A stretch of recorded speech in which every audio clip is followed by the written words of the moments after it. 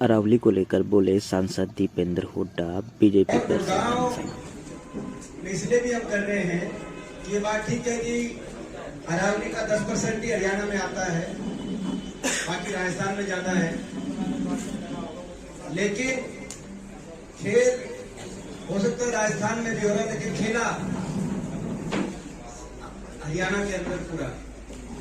सरकार की नीयत, जिस नीयत से पैरवी की गई, सबसे पहले मैं उस पर कहूंगा कि आज जनता ने, देश की जनता ने, हमें कहने की जरूरत नहीं है, देश की जनता ने सरकार की अरावली को बेचने की नीयत की चोरी पकड़ ली। जनता को समझ में आ गया कि ये 100 मीटर की पैरवी सरकार ने क्यों की, सुप्रीम कोर्ट ये स्टैंड क्यों लिया, केंद्र सरकार का स्टैंड क्यों था 100 मीटर, क्योंकि 100 मीटर का कोई औचित्य नहीं है। 100 मीटर का जो सरकार ने जो पैरवी करी, उसको ना सिर्फ जनता नकार रही है, उसको स्वयं सुप्रीम कोर्ट की एम्पावर्ड कमेटी ने कहा कि 100 मीटर का कोई औचित्य नहीं है।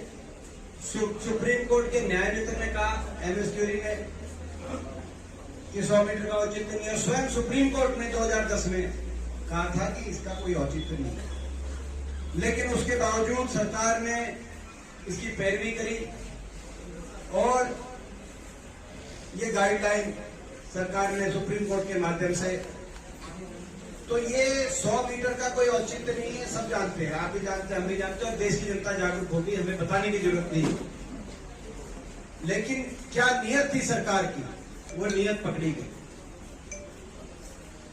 और उस नीयत के पकड़े जाने के बाद आपने देखा होगा कि लगातार बयान आए पिछले 2-3 दिनों से।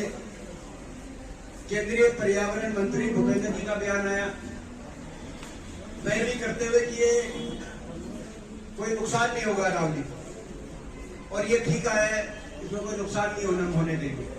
इस निर्णय के, सुप्रीम कोर्ट की जजमेंट के की पैरवी करते हुए उनके बयान है। और दूसरे केंद्रीय मंत्री मनोहर लाल खट्टर जी के भी बयान है। मुखर होके कैबिनेट, केंद्र की कैबिनेट के 2 ही मंत्रियों के बयान आए। इत्तेफाक से 2 मंत्री वो मंत्री थे जिन्होंने गुड़गांव में अगस्त के महीने में एक पेड़ मां के नाम यहां पर लॉन्च किया। और यही 2 मंत्री देश की सरकार के सुप्रीम कोर्ट के फैसले के पक्ष में सबसे मुखर होकर सामने आए और कह रहे हैं कि ये केवल विपक्ष कह रहा है कि भाई इसमें फैसले में कमी